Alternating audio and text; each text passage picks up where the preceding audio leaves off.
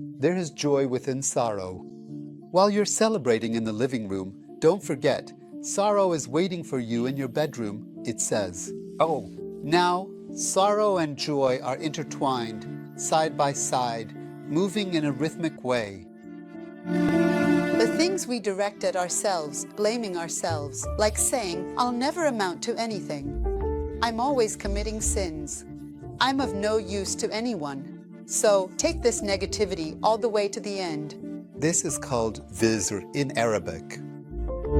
Every word spoken to the Prophet, every word that comforted him, that rehabilitated him, or every hardship and difficulty that befell him, these are things that can happen to any living person, whether they are a believer or not. It doesn't matter. Think of it as a human prototype. This model could happen to anyone. Istanbul.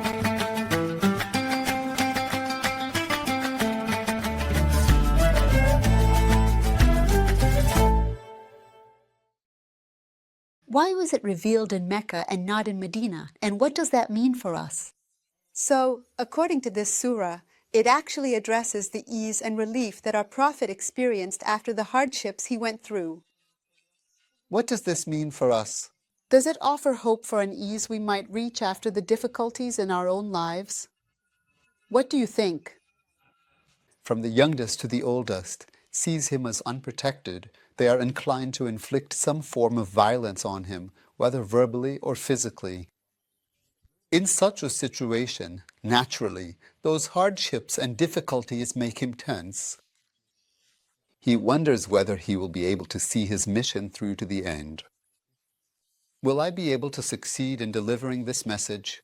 He sometimes struggles with these questions as well. Naturally, this kind of questioning is something that can happen to anyone with a mission. We're saying this specifically about the Prophet, but every word spoken to the Prophet, every word that comforts or rehabilitates him, or every hardship and difficulty that he faces, these can happen to any living person, whether they are a believer or not. Think of it as a human prototype. This model can happen to anyone. In that situation, the word inshira means that after such hardships and difficulties, there is or can be a sense of relief and expansion, that one should hope for this, remain determined for that hope to come true, and that this determination, well, that's perseverance and resolve. We use it in Turkish as well. We talk about determination and, in the background, intent. In other words, there needs to be a direction, an intent, so that the goal, the target of that intent, can come into our hands, into our grasp. This is a process. Nothing happens instantly. It's not like, why didn't this happen all of a sudden? A brother of ours undergoes surgery. Convalescence is a recovery, right? It's a process. Illnesses also penetrate a person's body over a period of time. Healing is the same way. So, maybe at first, what we call relief, that sense of ease, might not happen instantly, just like that, in a split second. I desired this, I embarked on this path, but let's not make a momentary decision and make the moment absolute by saying it did not happen. Let's not seal time at that point. Let things flow naturally, and let the healing process work on its own. In the verses of the Quran, did we not expand for you your chest? The word sadr is one of the key terms in the Quran. It's a key word related to a person's inner world. It's not outward facing. For example, it's a thought we have about ourselves in our inner world. What is it? Someone might say this: man, I'm not a successful person at all. I don't have any potential to succeed at anything. I never got that kind of education. I wasn't born into that kind of family. My environment never allowed for it, and so on. This is sadr. Whatever we don't say to others, whatever thoughts we pour into ourselves, all of that gathers in the sadr. It's an internal judgment. In other words, an internal judgment. But we're the ones who fill that space ourselves. We fill it with everything, good or bad. Our thoughts flow into that space. Now, for there to be inshira, for it to be explained, operated on, dissected, this needs to happen first. First, in order for any healing to happen on the outside, you need to operate on these sediments inside yourself, this idea of, I'll never amount to anything. In other words, you need to remove it, get rid of that cyst, that tumor. For there to be inshira, for you to experience relief, to be able to breathe, for that vein to open up, you first need to perform this operation on yourself. The words used here are very technical. What are we going to explain? Sharq in Arabic actually means a surgical operation, dissection. What is being operated on? The chest. So, what was the chest? It's a person's thoughts about themselves. That's it. If these thoughts are unhealthy, we cannot exist as healthy individuals out in the world. Fildan, the Prophet undergoes such a surgery, such a dissection regarding himself, his mission, and his duty. What happens after that? And the homeland is filled with visrake.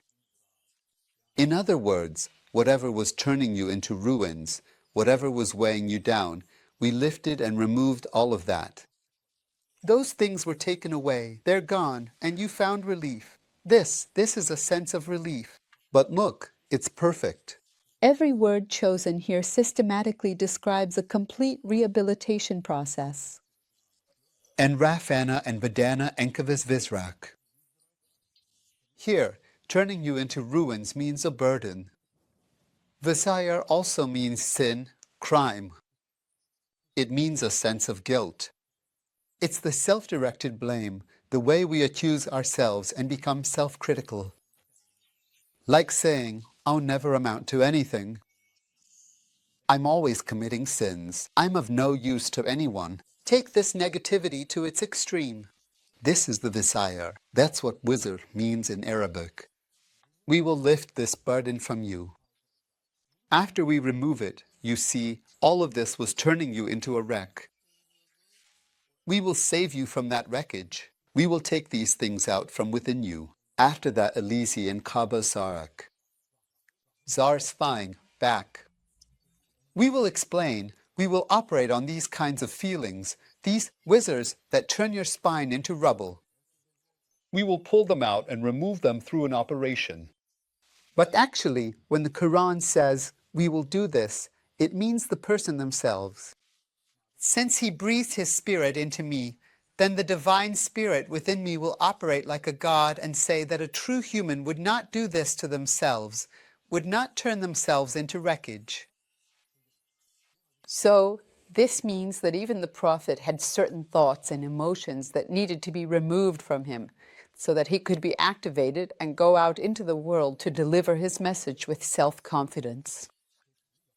Professor, there are some very important concepts here. Just as you mentioned debris. In order for there to be debris, there first has to be a structure, and after that structure is destroyed, it turns into debris, a heavy burden that can't be lifted. And before you can rebuild, you first have to get rid of that debris. So, what you're really saying is that a person's true natural state, their innate disposition, is like a normal structure, while this unhealthy state, negative emotions and pessimistic thoughts, are like destructive debris, and that we need to get rid of them. Once we do, we can rebuild and find relief. Exactly. Very well put. And right after this, the Quran continues. If you free yourself from this debris, if you set aside your negative thoughts about yourself, then comes warafina laka daikrak. It is a rise to the shelf. Zikr means you'll stand out as someone who does things worth being remembered for, and in this way, we will have elevated and raised you. Now think of our burdens like this, like a sinking ship, a ship that's taking on water, right? Like a boat, we throw off the cargo so we can survive, and the one who truly needs to survive is me.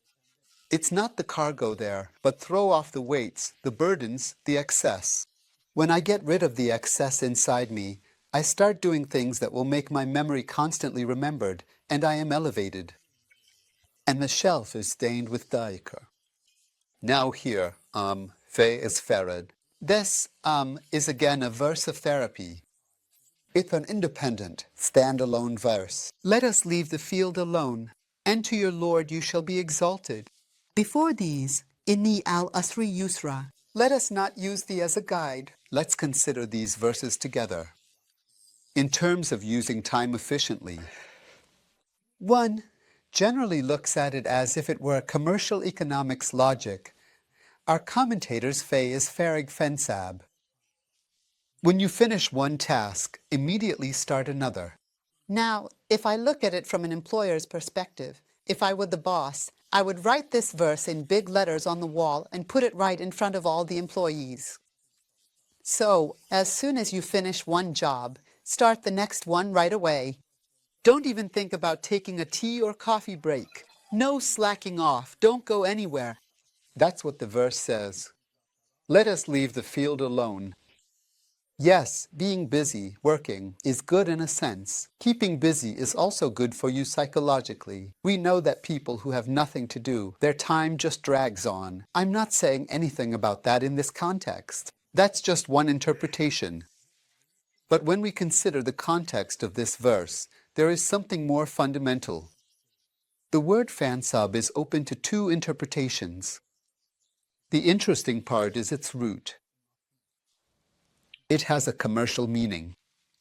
For example, in the verse it says that women have their share from what they earn, and men have their share from what they earn.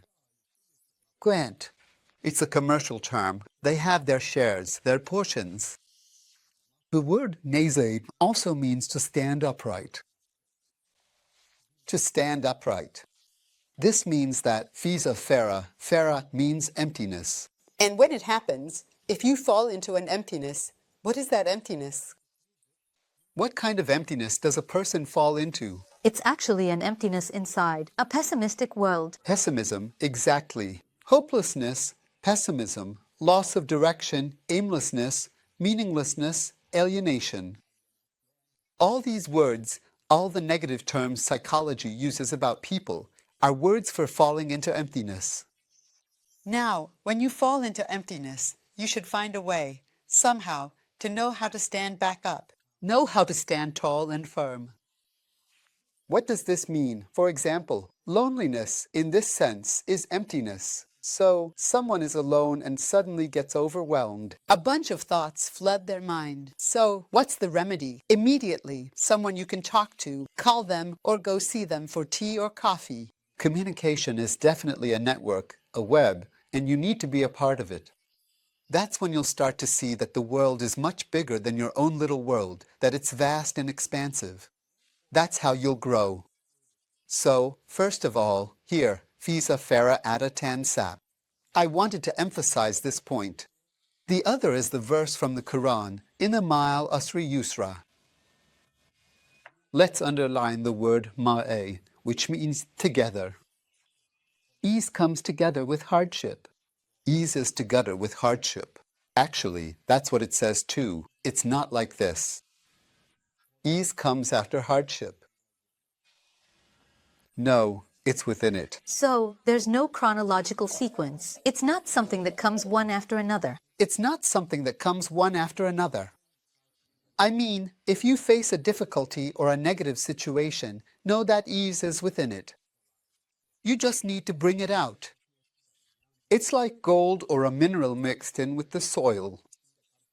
It's not just sitting there waiting for you. It stands there, isolated and spotlessly clean. It's not like you can just go and pick up that mineral from there. It needs to go through a process within something. You need to make an effort so that it can come out from there.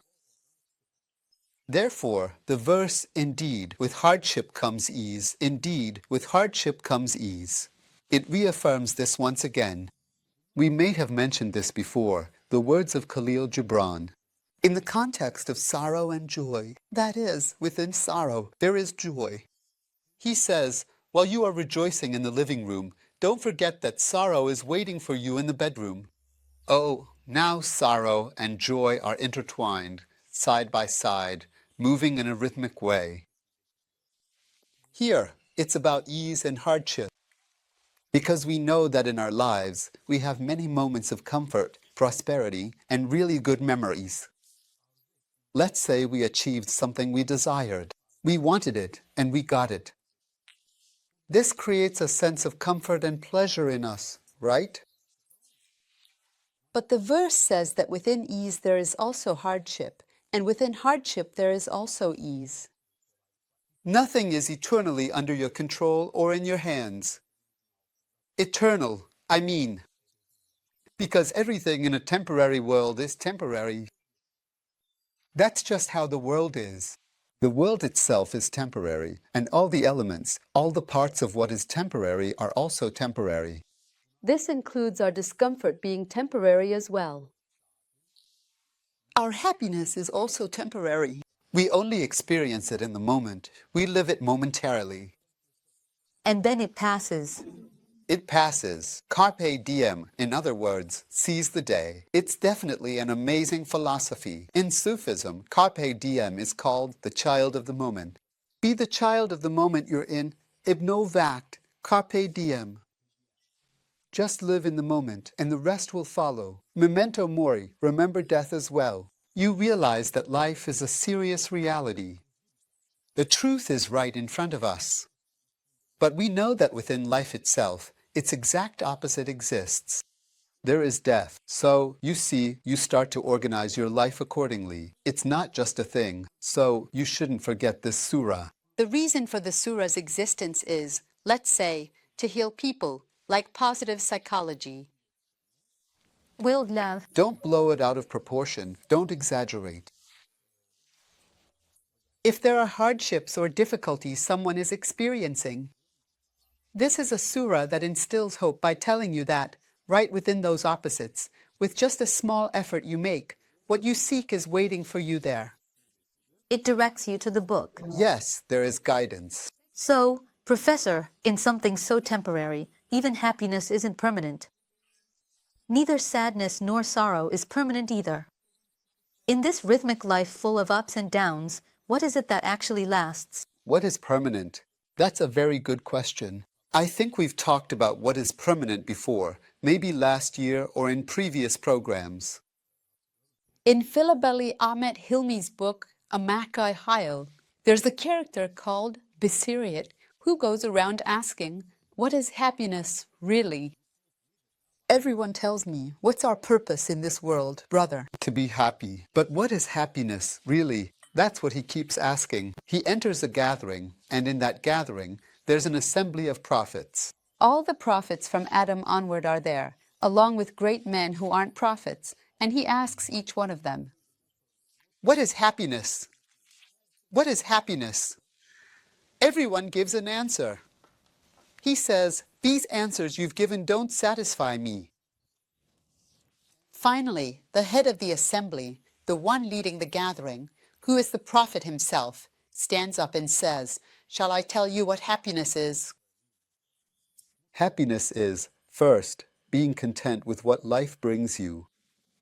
Second, it's sharing what you have with others. Third, it's striving to improve life. Oh, wow. So then, what is lasting? What is lasting is a lasting contentment. Not everything is under my control. See, I know that. Not everything is under my control, even in traffic. The driver says, I'm so careful, but someone still came and hit me. That's what traffic is.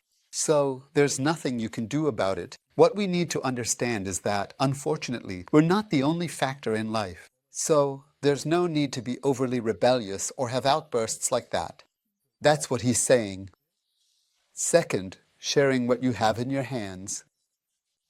Look, this is a philosophy that comes from being human and living life together with others. Sharing, the culture of giving. What's the third one? The third is striving to improve life. In my opinion, a much greater good deed that encompasses the first two also comes from this. The word kith also comes from this. Isn't it reconciliation? It's a big concept, meaning it comes from here. It's about working to improve life, he says. Philibeli conveys this from the mouth of the Prophet. He says, after that, humanity, he says, this is what I was looking for. So, if you ask me, this is actually Philibeli's definition of happiness. But he has the Prophet say it. What lasts is permanent. Everything else is temporary.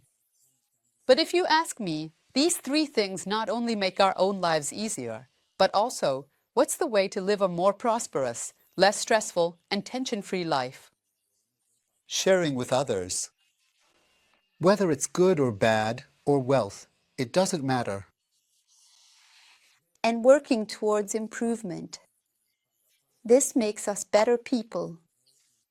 And we become beings whose hearts and souls are filled with relief and peace. Let this count as a prayer. Teacher, you ended with a very beautiful, very nice quote. Let this also count as a prayer. May we all find relief, God willing. Thank you very much. Thank you. Thank you very much. Dear viewers, today we talked about the issues of hardship, ease, and relief in the context of Surah Ash-Sharh. See you in the next episode. Goodbye.